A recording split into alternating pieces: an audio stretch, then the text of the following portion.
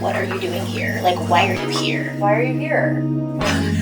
Like, what? What is the goal? What is the point? There's no answer. There's no answer. And I think that that's what we're meant to believe.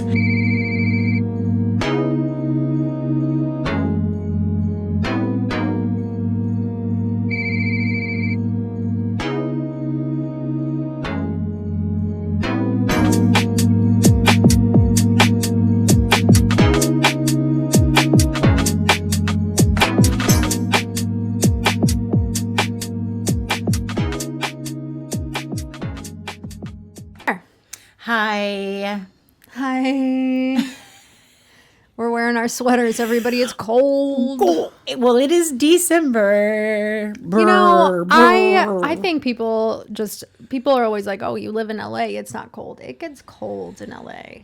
It does get pretty chilly, and especially at night. Like early morning, late night. Ooh, it's chilly. I got the heat on. I'm blasting out the heat. Yeah. And listen, I know it's different than like the Midwest where I grew up. Oh, of course. It's like 4 below zero. It's like the kind of cold that you just can't even imagine. People are like, it's cold there? What are you talking about? It's like, it's chilly. It's chilly. It gets real chilly.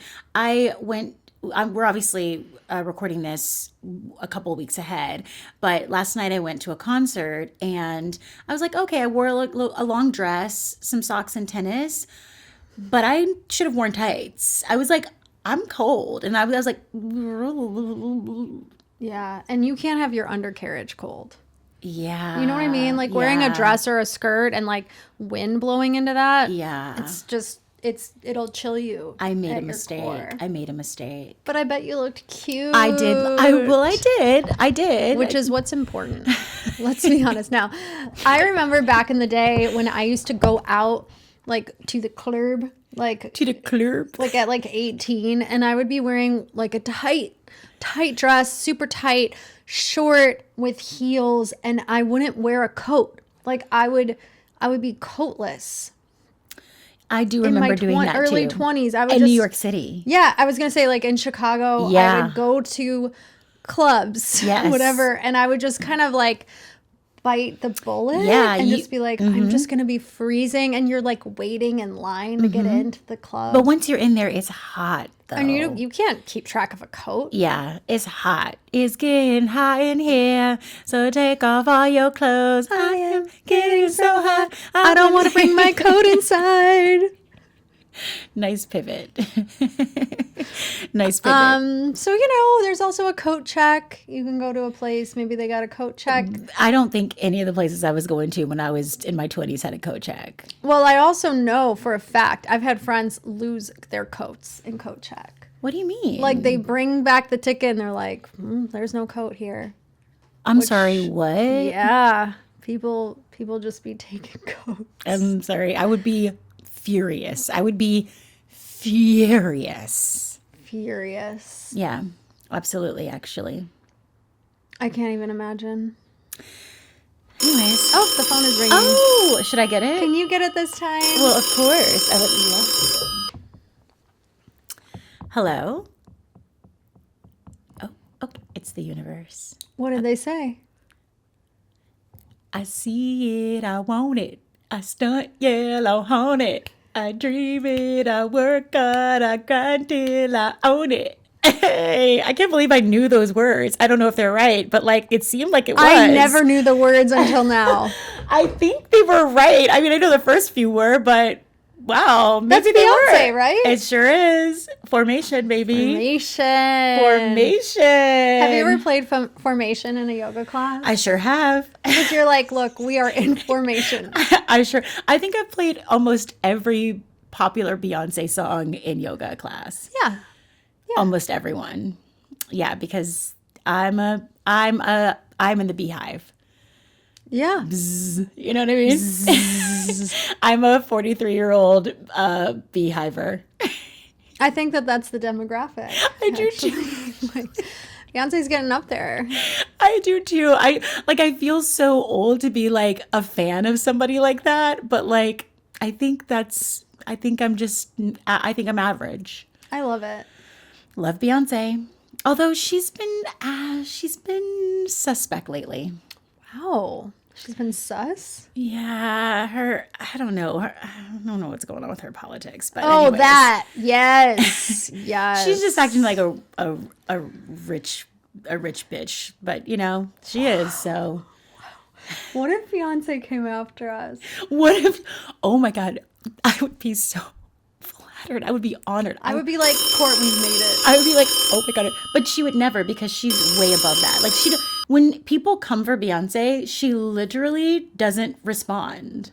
Yeah, because she's Beyonce. Because she's like, babe, what? She's like, unbothered. She is the epitome of unbothered. Like, I mean, I don't know what she's like in her own home, but like to us, she appears unbothered.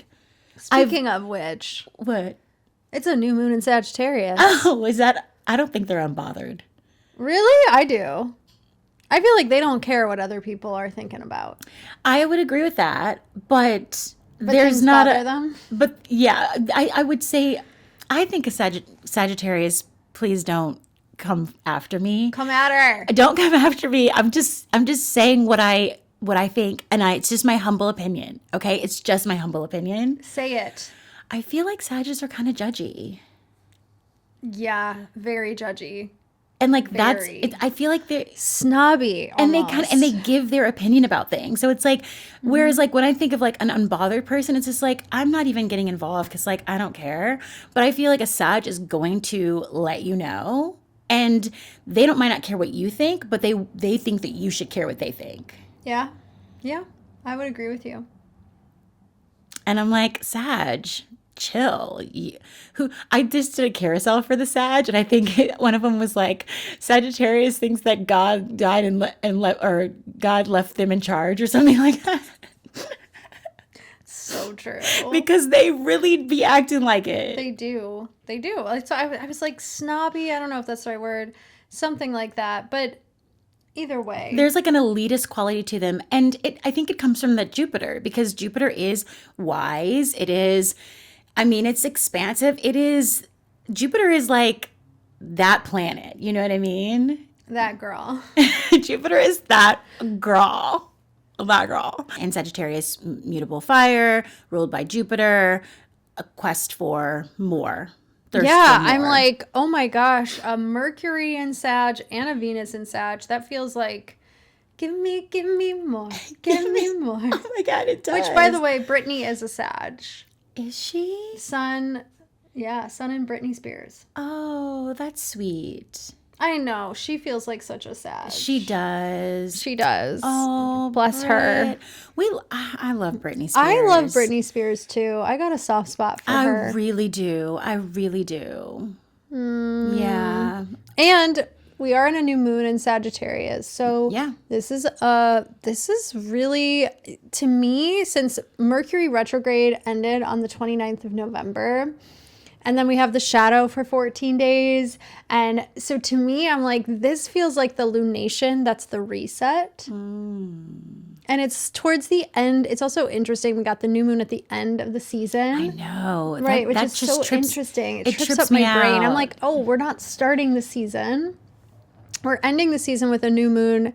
And it just feels like, December 19th, we're towards the end of the year. We got this new fire moon in an expansive sign. It's so interesting with the new moon being at the end of the solar season, because new moons typically are a time to set intentions, and I'm so used to them kind of being at the beginning. So it's like I'm starting the season off, setting an intention, and then we kind of see how it plays out. And now it's almost like I've had time to sit with the energy of this sign and really let it marinate. And now I might have a little more clarity on what I actually want, or how I want to work with the energy of this sign before it kind of moves on. But it's like, right before, it's almost like I'm getting the last little bits of juice out of the fruit. It's like, I just finally figured out what it is that I need from this. Let me set this here and see how it moves as the sun actually is going to, transition. Yeah. It's so interesting, though. It's like, oh, now that I know all about you, now you're leaving. Yeah, now you're leaving. Which is like kind of the way the world is, you know? It's kind of life. It's like things, it's like once you get something, you get that lesson, you move on to the next. That's a lovely way to look at it. Yeah, it's like, okay, we got it. We also have Mars. I just wanted to add in that, you know, we are seeing so many signs in Sag, the Sun, Mercury, Venus, and the Moon. But Mars is in Capricorn. And I think I just wanted to add that little piece in because I think it will support our teaching this week. Mars is the planet of action, and Capricorn is a cardinal earth sign. It's powerful, disciplined drive, long-term focus, calculated action over impulsiveness. So it's instead of like being more impulsive like the Aries, it's like very deliberate about how it wants to take action. Right. Pretty cool. I like that. Especially towards the end of the year. I think a lot about, okay, when I do the end of the year, I actually do an end of the year wrap up instead of new year intentions. So I always write out everything that I've done in the past year and everything I've experienced. That's cool. And so it's like that way I feel a little more informed when I set intention for the new year. That So feels like, very Cap. Feels very Mars and Cap. Yeah. Feels very Mars and Cap. It's like a corporate, like, business board meeting or something.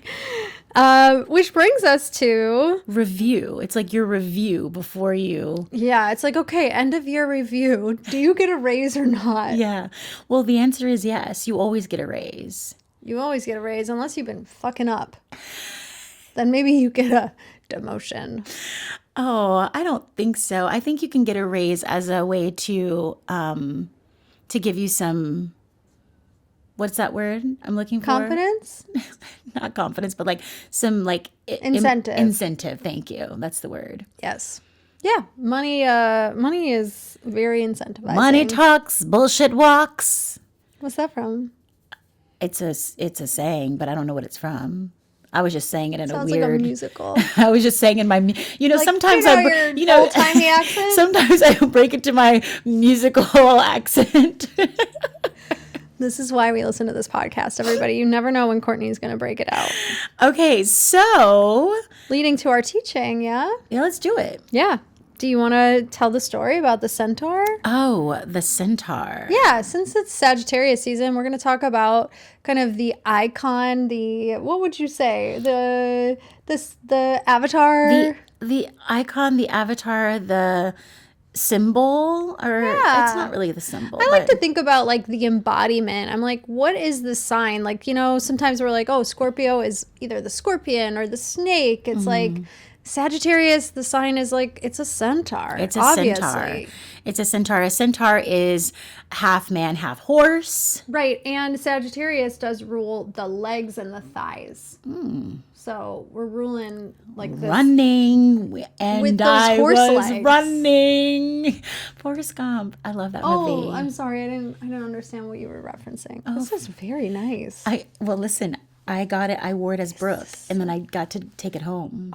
Is this like a mohair thing? I don't know. It's vintage, but and it's got like this part, this like piping. I know. It's really nice. It's really that's a nice color for you. Thank you. I wore it on TV, and then they gave it to me. That is always the dream. I got to take home like a lot of her wardrobe actually. At the end of the show, I got to take home a good amount, and it's nice. Because I do wear some of it. It's nice because it's like one of the very few perks we have. Okay, so the centaur, half man or half person, half horse, which we also think of the Sagittarius as being this wild and free, expression. And I think that definitely comes from the animalistic part of the Sagittarius. It is called Chiron. which Chiron is as a sign itself. Yeah. The wounded healer. Yes. What's the story of that? The Chiron is known to take its pain or its trauma or its wounds and turn it into something to learn from, I believe. Something that it heals with. It's something about the healing. Yeah. Yeah, Cool. which it's interesting to look at what your Chiron is in. Yeah. Yeah. So called Chiron, wielding a bow and arrow. Sagittarius relishes on difficulties of all kinds, both bodily and mental, and channel their boundless and exuberant energy into mental and physical pursuits. The symbol represents a life lived as a journey, with an emphasis on experiences and not just the outcome. The bow and arrow can also represent the power to direct one's life and hit a target, alluding to a sense of prophecy or purpose. The symbol represents a life lived as a journey with an emphasis on experiences and not just the outcome, right? So that's one expression. The bow and arrow can also represent the power to direct one's life and hit a target. So in one way, right, the symbol is representing just an emphasis on experiencing, right? Not necessarily being focused on an outcome, a goal, a target. And then in another way, it can also represent being very direct. And very focused on the target. target. And very focused, right? So alluding to a sense of prophecy or purpose. I think they feel like two opposing things. And also, and this is a great way to move into, what we'll be really talking about today, which is Drishti. Yes.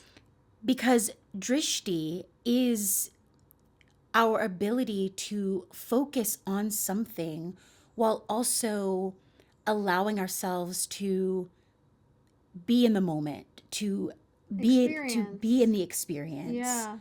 There is a flexibility that is required with a Drishti.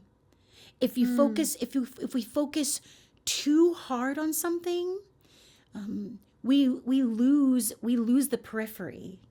Oh, that's gorgeous. It's like we have to, in order to get where we're going, we got to be in the present moment to get there, but we still are going to end up going where we want to go because we knew that that's where we were headed. Yeah. And it's like, I guess I just keep coming back to this like feeling of trust too. It's like I'm going to trust this. I'm going to be focused, but I'm not going to be like blinders on. Mm-hmm. Because then we're missing out. We're missing out. We don't get to see the scenery. So a Sanskrit dictionary defines drishti as a sight or seeing, a glance or a look, aim or attention. And I really love attention. Because for me, attention is allowing for there to be a wider scope. Yeah. Well, attention feels so alive. Oh, yeah. Attention feels so immediate. Because it's like, yeah, like nothing is going to be perfect. Right? Yeah. Also seeing. Seeing is so alive. Yeah. And drishti is a sight or seeing. It's not so rigid. No. Because I feel like when we're seeing, we're looking at things that are outside of ourselves, and those are not things that we actually have control over. So seeing is like very, I just keep coming back to the word present, I guess, but being really present. Have you ever thought about like what it's like to really be even just seen by somebody else? Like really when somebody really looks at you and really sees you, how different it feels than when they don't. Like it can be, for me, it can be very emotional to be very like heartfelt to be seen. Mm-hmm. Yeah. In yoga, drishti refers to the gaze itself or the point of focus. Drishti can be with or without form and can be physical or visual. It can also refer to the focus or point of view of the mind. Point of view of the mind perspective. Totally. I've never thought of it that way. No, me either. I've always kind of thought of it as so literal, like just like where are we going, and also just the quality. I always talk about quality as well, which I think is kind of similar to what you mean, where it's like, don't be so hyper focused that you miss out on the peripheral. Like it could be like kind of taking in everything. Yeah, but again, it's like I know what I'm engaging with. All the while, life is still happening around me. Yeah. I can't shut that out. And why would I really want to? Why would you want to? I agree. And then I also think, like, do you want to talk about the different drishti points, like in the practical sense? Sure. So, there's different points that we can actually look at, and there's 9 of them. So while we're actually practicing asana, right? And so the one that we use a lot is at the tip of the nose, which I don't know if I'm going to say this correctly. Nasagra drishti, which is the tip of the nose.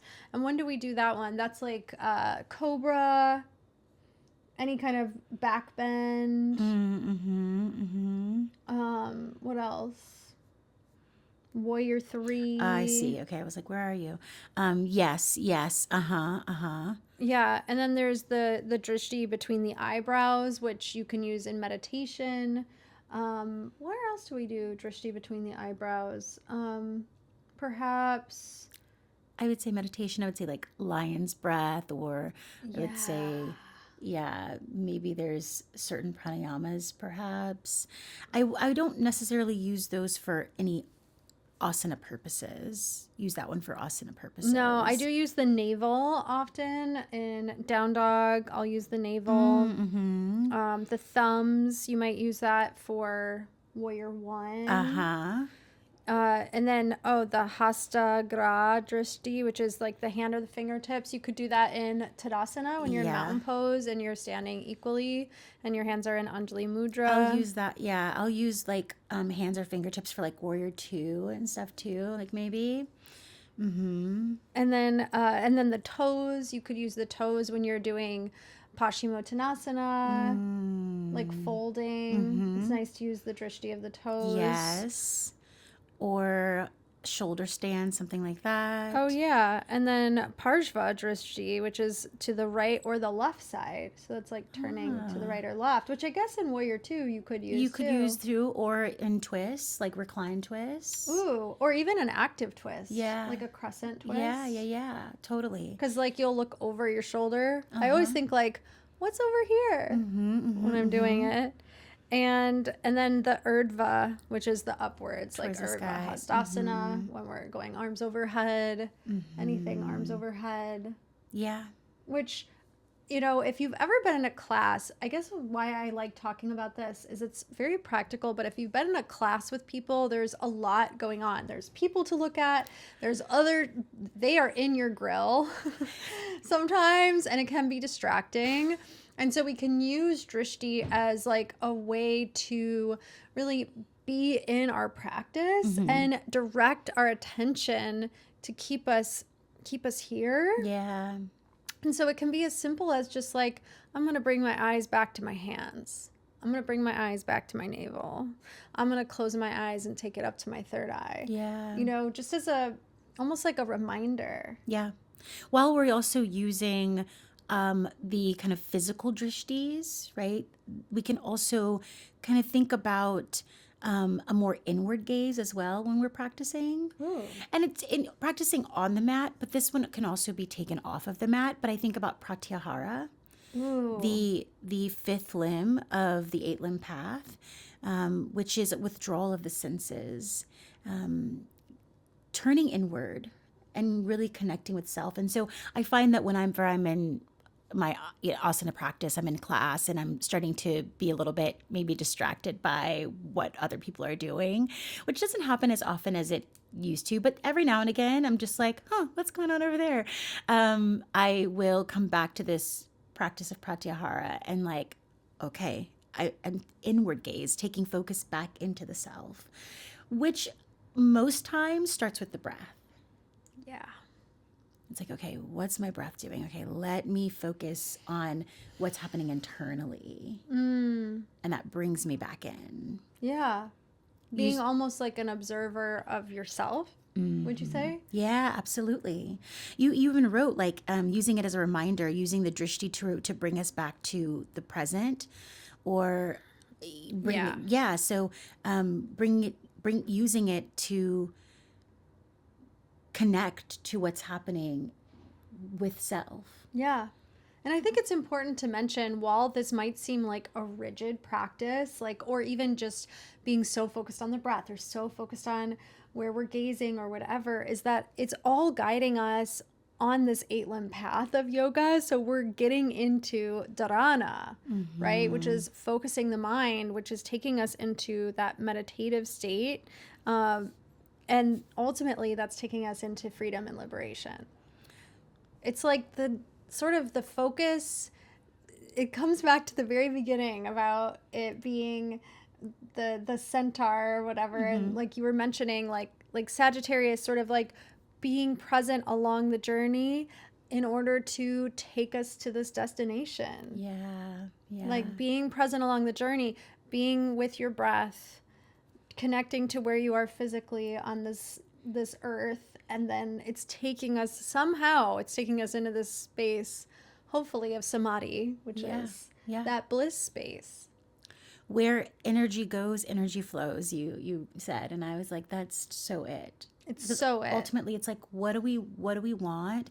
And can we apply our focus and our energy in that direction and just steadily move there? I see it, I want it, Beyonce says, you know what I mean? I dream it, you know, I work hard, I grind, and, you know, maybe it's not necessarily a grinding or whatever, you know, that might, but maybe with that Mars and Capricorn, it is, you know what I mean? Mars and Capricorn is like, we're going to work. Mars and Capricorn is like, actually, you can dream all you want, but we're working hard. I dream it, I work hard, I grind till I own it. That's like the perfect thing, though, because I feel like Sagittarius is about dreaming big. Like we are in an expansive place. Yeah. You know, I don't know if I've ever talked about this particular passage of Artist Way, but there is like a little section in Artist Way where she talks about, and that's like that workbook for creatives. She talks about like people in your life are like getting on your nerves. Like your boyfriend is doing the wrong thing, your friend is being annoying, you know, the dog is waking you up at night, whatever it is. And it's like a sign that actually you need to be like focusing on yourself. Like if you're like so concerned with all the other people and you want to control everything else that's going on around you, it's like, let's turn back inward. Let's take that back to us and be like, it's a sign that you're not really maybe focusing on your shit. Yeah. And we can use like those other things as distractions, but like as an excuse sometimes. Absolutely. And so it's just like bringing ourselves back home, taking it back to the self. I mean, ultimately, all we can do is control ourselves, right? We don't have control over other people. Yeah, it's true. It's true. And especially since, you know, the sun and the moon are ruled by Jupiter, we're talking about like control. We don't necessarily even have control over how our dreams manifest, but it doesn't have to stop us from dreaming. And I think that is what the Drishti is really all about. Because even when you think about the context of like a yoga class in a pose, I might have my Drishti in tree pose and I still might fall out. Yeah. But like I just come back in, and oftentimes I'll say to my students, like, we fall, we get back up. That's what we do. Whether it's here on the mat or off of the mat. But like you fall, you get back up. We gotta get back up and get back on the horse. Yeah. on the horse. But that's so real. It's like okay, so we lost our balance.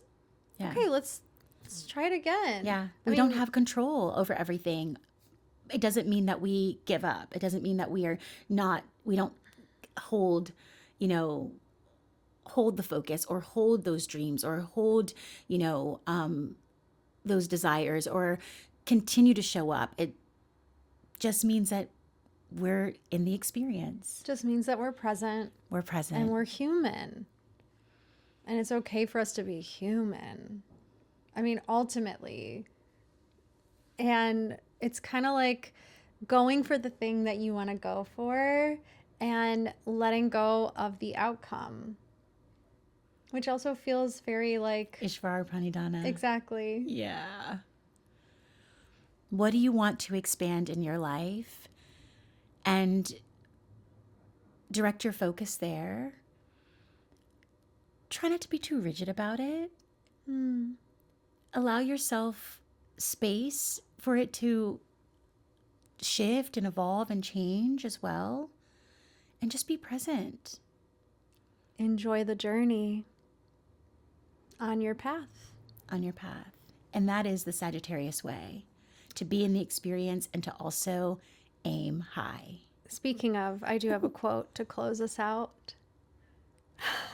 I swear You to didn't God. know? Oh my God. Okay, Go ahead. goosebumps. This is also from Iyengar. He says, do not aim low, you will miss the mark. Aim high and you will be on a threshold of bliss. So in other words, it's like, let's go for it. Let's dream as big as we want to be and try. Like to actually try with your whole heart for what it is that you want without worrying about the outcome, because it's none of your damn business.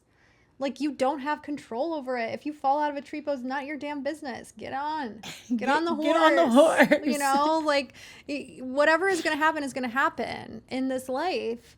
But our job is for ourselves to really listen to that wild, deep soul inside of us. And what is it really asking for? I love that. I love that we're offering this at the end of the year.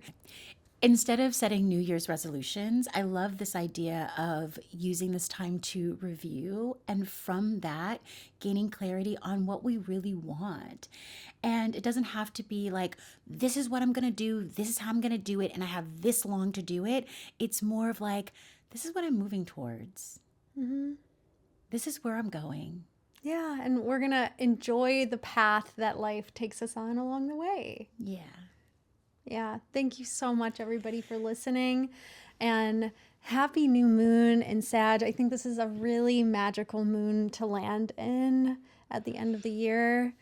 And we'll be thinking about you. Yeah. Speaking of which, we're thinking that you should write us a review. Yes, and you should subscribe to our Substack as well. And YouTube. And all the things. And all the things, yes. Please do. Catch you later. Bye. Ciao. The Universe Called podcast with Natalie Burtney and Courtney Sauls. Theme music by Chit Cray, Studio Inertia. Special thanks to Donna and Robbie Falks.